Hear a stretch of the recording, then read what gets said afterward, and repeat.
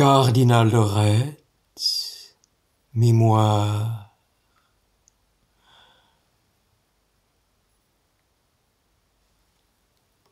Je vous ai déjà expliqué le naturel de Monsieur de Longueville et la force du maréchal de la Motte. Je n'ai rien à vous dire de Monsieur d'Elbeuf.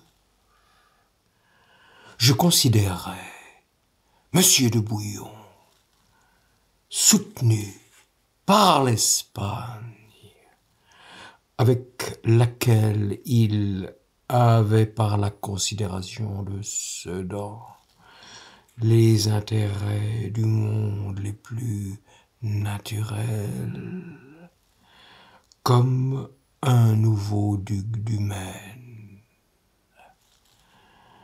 qui en aurait 1000 autres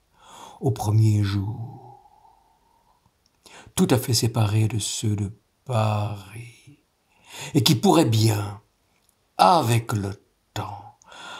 assister de l'intrigue et de l'argent de Castille, chasser le coadjuteur de Paris, comme le vieux monsieur du Maine en avait chassé à la Ligue le cardinal de Gondi, son grand-oncle.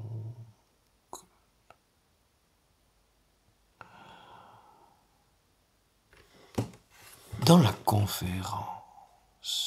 que j'eus avec monsieur et madame de Bouillon, touchant l'envoyé, je ne leur cachai rien de mes raisons,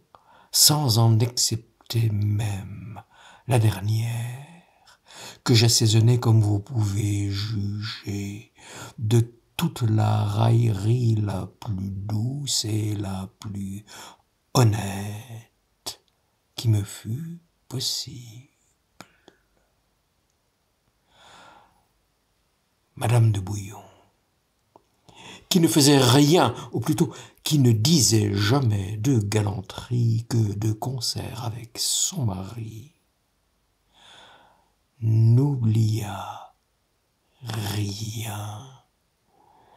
de toutes celles qui l'eût rendue l'une des plus aimables personnes du monde, quand même elle eût été laide pour me persuader que je ne devais point balancer à traiter, et que monsieur son mari et moi, joints ensemble par une liaison particulière, emporterions toujours si fort la balance que les autres ne nous pourraient faire aucune peine.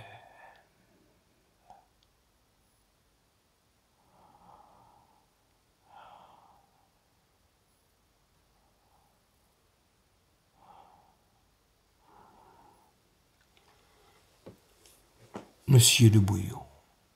qui était fort habile et qui connaissait très bien que je pensais et que je parlais selon mes véritables intérêts, revint tout d'un coup à mon avis par une maxime qui devrait être très commune et qui est pourtant très rare.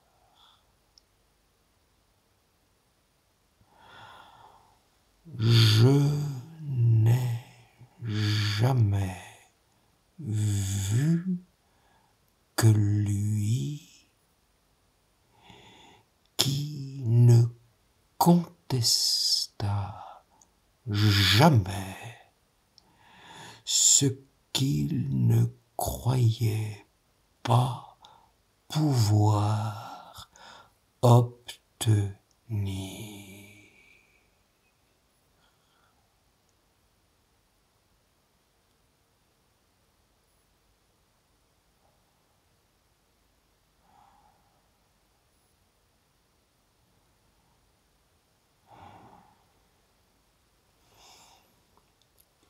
Il entra même obligeamment dans mes sentiments.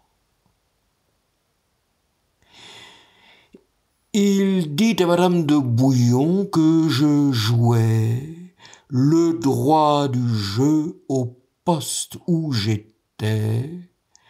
que la guerre civile pourrait s'éteindre le lendemain, que j'étais archevêque de Paris pour toute ma vie, mais que je n'en avais pas un moindre à ne me point laisser de tâche pour les suites, et qu'il convenait, après ce que je venais de lui dire, que tout se pouvait concilier. Il me fit pour cela une ouverture qui ne m'était point venue à l'esprit, que je n'approuvais pas d'abord, parce qu'elle me parut impraticable, et à laquelle je me rendis à mon tour après l'avoir examiné.